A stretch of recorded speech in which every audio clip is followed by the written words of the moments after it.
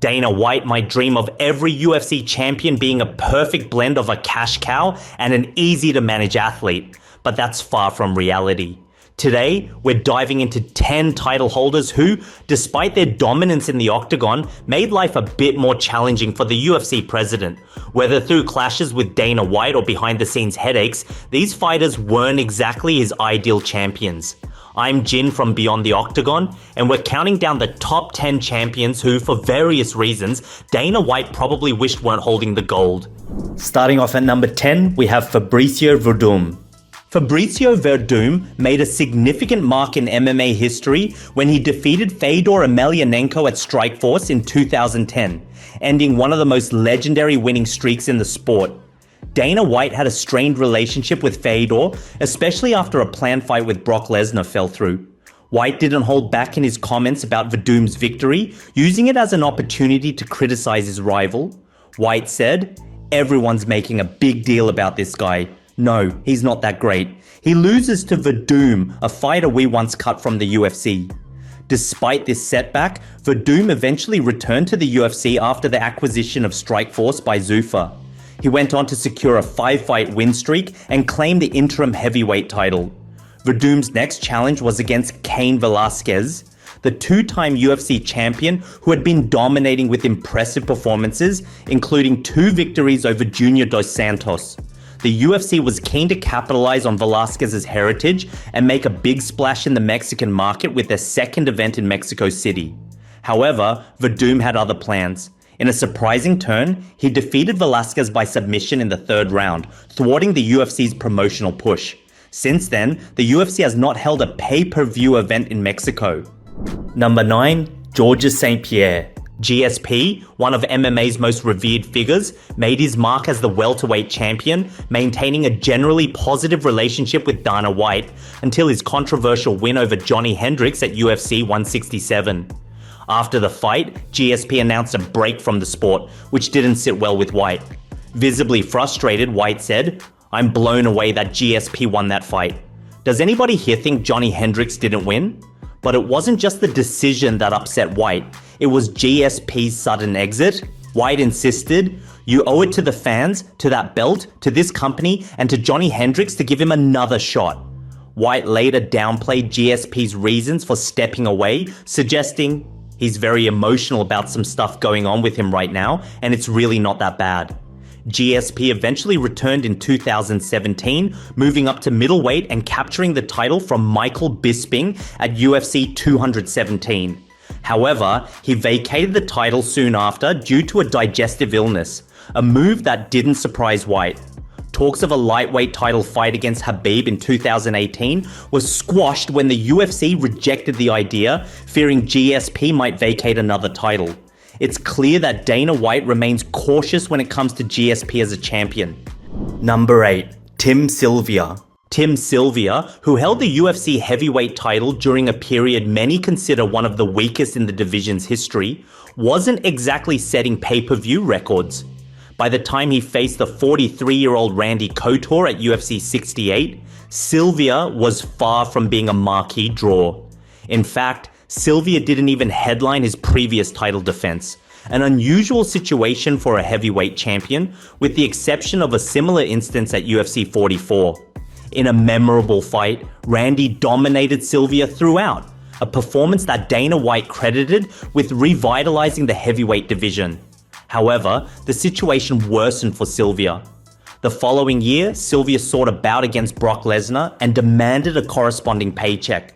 When White refused, Sylvia requested and was granted his release from the UFC, an unusual move for the promotion, indicating how little value they placed on their former champion.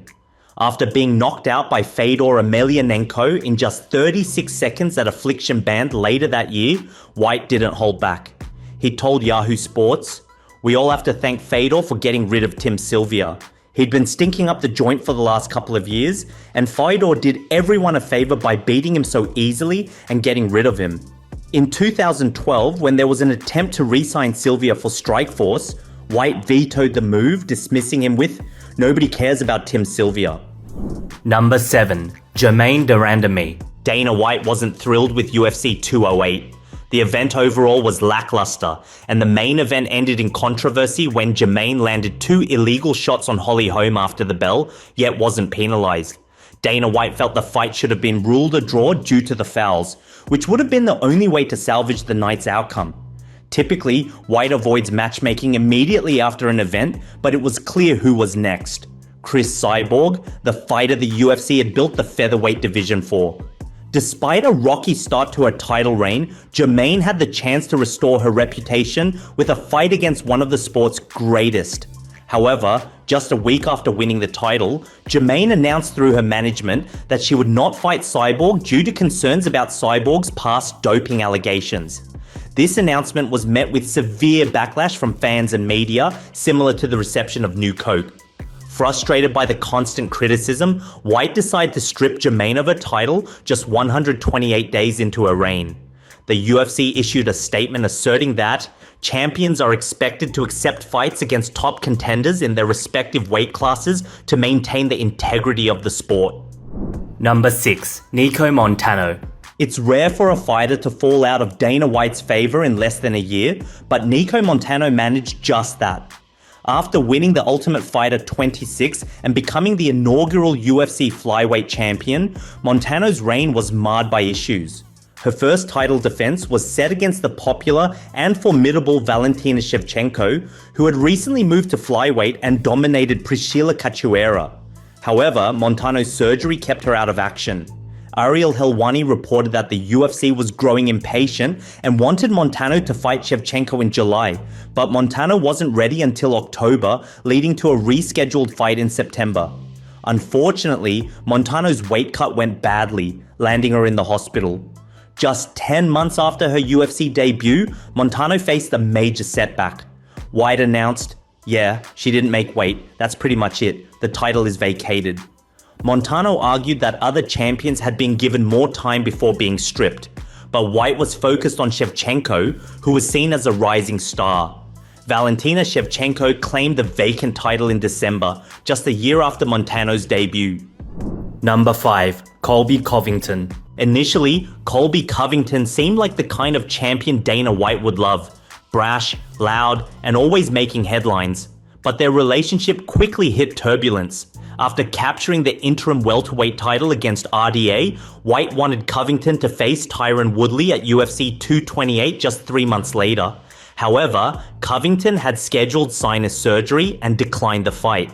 As other matchups fell through, White tried to set up a fight between Covington and Kamaru Usman, which Covington also turned down. In response, White stripped Covington of the interim title and gave Kamaru the shot against Woodley at UFC 235. Covington then launched a media campaign against White and the UFC, famously dubbing him Uncle Fester and using a bullhorn to taunt Kamaru during fight week. He even confronted White at a blackjack table and waited outside the casino by White's car. White wasn't impressed, saying, "I offered you the fight. You know I offered you the fight. Now you're going to have to wait." After more than 400 days since winning the interim title, Covington tried to mend fences by accepting a short-notice fight with Robbie Lawler, which he won decisively. This earned him a title shot in December, but he ultimately lost to Usman.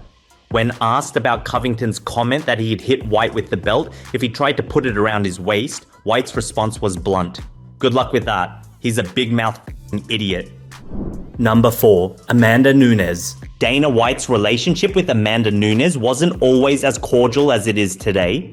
While she now graces the walls of the UFC HQ as one of the greatest female fighters ever, there was a time when things were far from harmonious. Nunes became the ultimate spoiler, derailing the UFC's grand plans for Ronda Rousey. Rousey was a promotional juggernaut, and the UFC had its sights set on a blockbuster rematch between Rousey and Holly Holm, a fight destined to break records. However, when Holm opted to fight Miesha Tate instead of waiting for Rousey, it threw a wrench into the UFC's plans. Tate's last-minute choke to win the title further complicated the promotion's hopes for Rousey's comeback. Even with Tate as the new champion, Rousey's return was still expected to be massive. Tate's title defense at UFC 200 was set against the then number 4 contender, Amanda Nunes. What was meant to be a routine win for Tate turned into a shocker as Nunes demolished her in quick fashion. Despite this, the UFC's promotional machine remained focused on Rousey's return. Overshadowed in the build-up, Nunes was barely featured in the promotional material, with the UFC clearly hoping Rousey would reclaim her former glory.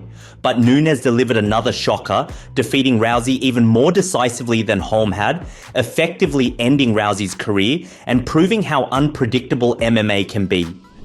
Number 3. Demetrius Johnson. In the early years of the UFC flyweight division, two things were clear.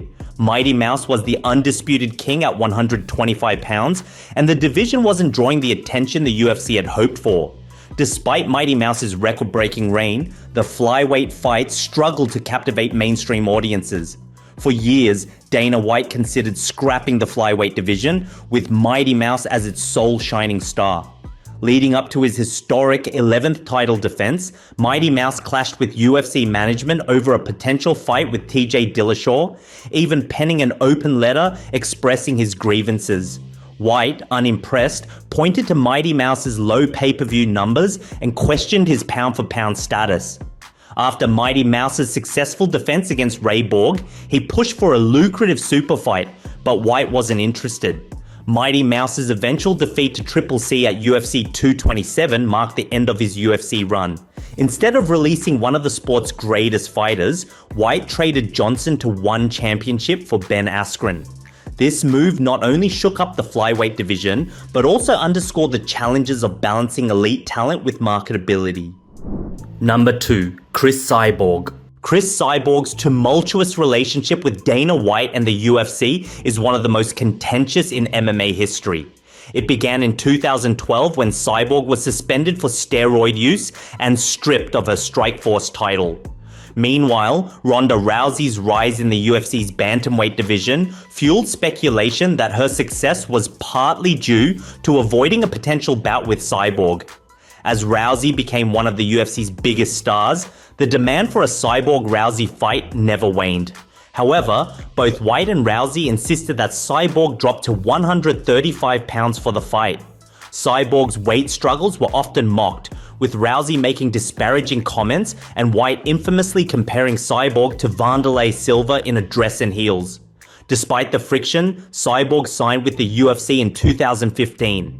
Making the 140-pound catchweight was grueling, and after Rousey lost her title, the UFC created a featherweight division specifically for Cyborg. This seemed to ease tensions temporarily. However, the relationship soured again when Amanda Nunes knocked out Cyborg in under a minute at UFC 232. After a win over Felicia Spencer, Cyborg's contract was up, and she called for a new deal and a rematch with Nunes. White claimed Cyborg wasn't serious about the rematch. The situation escalated when Cyborg posted a doctored video showing White making disparaging remarks about her. White responded with a public statement, including a humorous jab about GDR's concerns over Cyborg's PED use, and ended their contentious relationship with a blunt declaration, "We're out of the Cyborg business." And finally at number 1, we have Tyron Woodley. The relationship between Tyron Woodley and Dana White has been a roller coaster of criticism and conflict. Even before Woodley became welterweight champion, White criticized his fighting style, claiming he chokes in the big fights. Woodley's knockout of Robbie Lawler to claim the title at UFC 201 did little to change White's opinion. Frustration grew when Woodley complained about poor marketing ahead of UFC 205. Even suggesting racial factors played a role. White dismissed these complaints, calling Woodley a drama queen and accusing him of driving fans away. Tensions escalated after Woodley's rematches with Stephen Thompson and Damian Maia, both criticized for their lack of excitement. White bluntly suggested that Woodley's performances were causing fans to lose interest. Woodley responded by threatening to expose behind-the-scenes issues if his treatment didn't improve. Woodley's dominant win over Darren Till, a fighter the UFC was keen to promote, didn't mend the relationship. White's displeasure was evident during the belt presentation, and he skipped the post-fight press conference. Further conflicts arose with the failed Nate Diaz fight and White's accusations that Woodley was holding up the division with minor injuries. The repeated denial of a fight with Colby Covington only added fuel to the fire. And guys, with that, we conclude our rundown of the 10 fighters Dana White didn't want as UFC champions. Thanks for tuning in. If you enjoyed this video, don't forget that like button and subscribe, and I'll see you guys in the next one.